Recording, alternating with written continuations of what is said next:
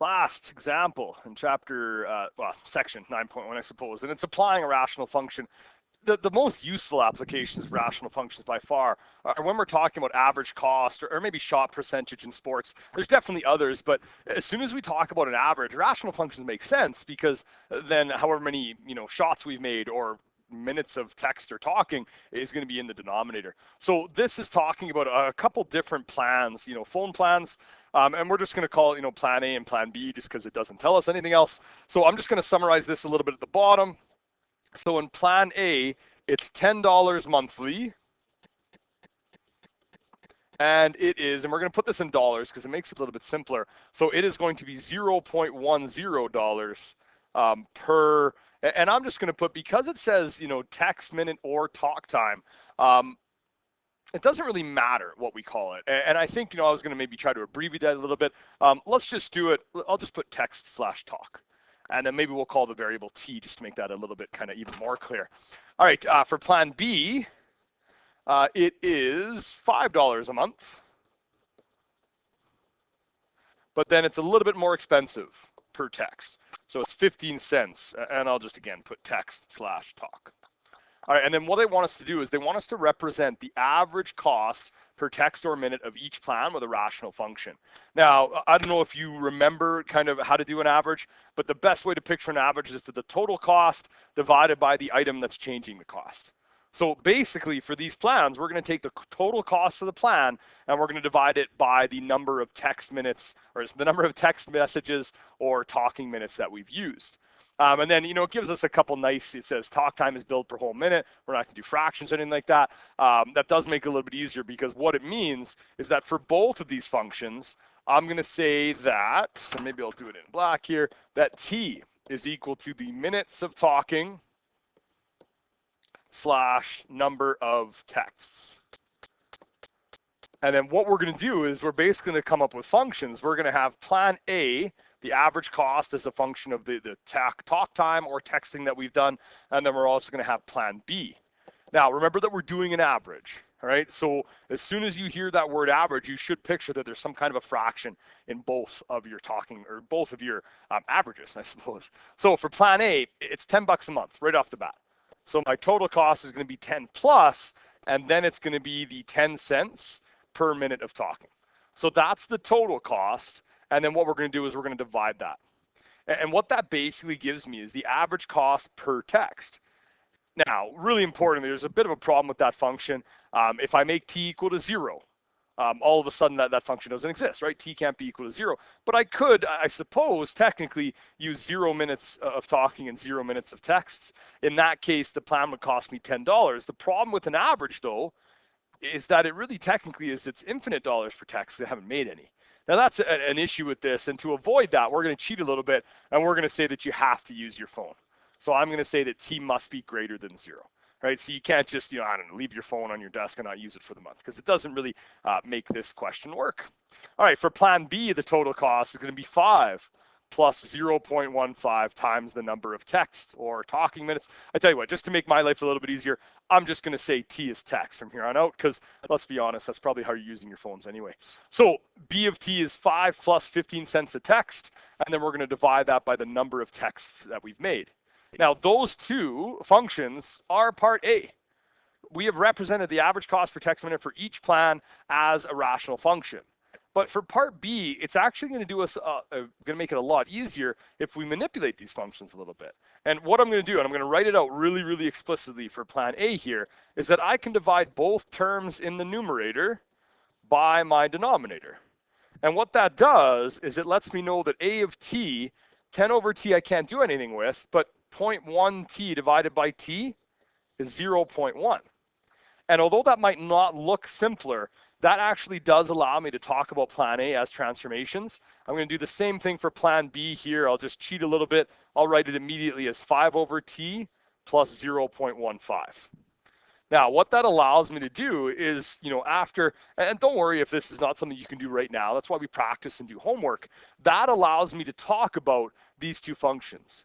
Now, I could certainly draw the entire Cartesian grid, but I said that t can't be, less than 0 or 0, so quadrant 2 and 3 are out.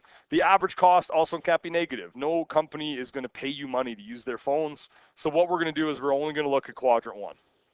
So this is my t-axis, and then what I'm going to do over here is I'm going to put average cost on the y-axis. Now for plan A, which I'm going to draw in red, really importantly, t can't be 0. Right? And that's a really, really important consideration about this function. So as t is approaching 0, the value of this function goes up to positive infinity. So somewhere up here, that red graph is going to do that. It's going to get closer and closer to infinity the less text we make. But as we make more and more and more text, what's going to happen is that this function is going to approach this number, 0.1. So somewhere down here, give or take, and I'll put it over here, that y is equal to 0.1. That will be the horizontal asymptote of my red graph. And so the red function will look like that. Now, I mean, don't tell your parents I told you this, but the more you text, the less it costs you per text. Now, full disclosure, this question is a little outdated. Most of us, including myself, probably have unlimited text plans. And so this wouldn't be applicable in that situation. But before that, we certainly did have these text plans that, you know, we had to pay per text. I remember that quite, maybe fondly is not the right word. Okay, for B of t, we're going to do something similar. Now, really importantly, B of t is not going to look quite the same as the red graph, right? The red graph has been vertically stretched by 10. My blue graph has only been vertically stretched by 5. So what that means is that it's not going to turn upwards as quickly. So it will be below the red graph initially, but we do know that right here for my blue function, we have another horizontal asymptote, which is at y equals 0.15. So what's going to happen with that blue function is yes, it's not changing as dramatically, but it's going to be hitting a different horizontal asymptote. So the question becomes, you know, which plan is better? And that's certainly what the rest of the question is. I'm going to do one of these algebraically just so you see it. I just got to scroll up, sorry. So it says, what do the graphs show about the average and which plan is the better choice? Now, the idea behind this is whichever plan is the plan that is the better choice is ultimately the plan that costs me less money per text. And the problem with that is that this conversation is more in depth than it's the red or the blue. Because at this point, the plan changes. Before that point, my A plan is greater than my B plan in cost. So I'm just going to maybe put a dotted line, and I'm going to say here that B is better. It's costing me less per text. But once we get to the other side of this black dot that we'll figure out in a second, we can, I hope, see that on the other side of here, I can say that A is less than B. So I'm going to say down here that A is better. Remember that we're trying to lower the cost as much as possible. So the lower the average cost, the better the plan. Now, in order to find out where that point occurs, you could do this graphically, but I want you to at least see that, you know, you have to remember how to solve a rational. This point occurs when A of t, not sure why that extra bracket is there, but that's okay, is equal to B of t. That's when the plans are the same for average cost. The way that we can find where that point happens is if I make A of t, which is 10 over t plus 0.1, equal to B of t, which is 5 over t plus 0.15, what I can do now is I can solve for t. I think the easiest way by far is to take the entire equation and multiply by the denominator. And that gives me 10 plus 0.1 t is equal to 5 plus 0.15 t. I'm going to get my constants onto the left-hand side, my variables onto the right-hand side. Forgot the one there. And I get that 5 is equal to 0.05 t. When I divide by 0.05 on both sides, make sure I do this right. I'm just going to grab my calculator right.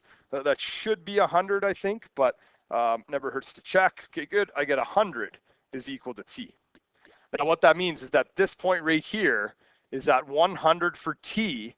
And then what I could do is I could plug it into either.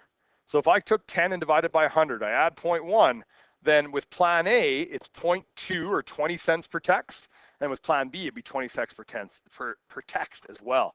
Now, the bottom line is that what I can say is that A is better if t is greater than 100, and B is better if t is less than 100. And that's a really important consideration that, again, you're not going to have to do this with cell phones, but at some point, you're going to have to do this maybe when you're renting a car.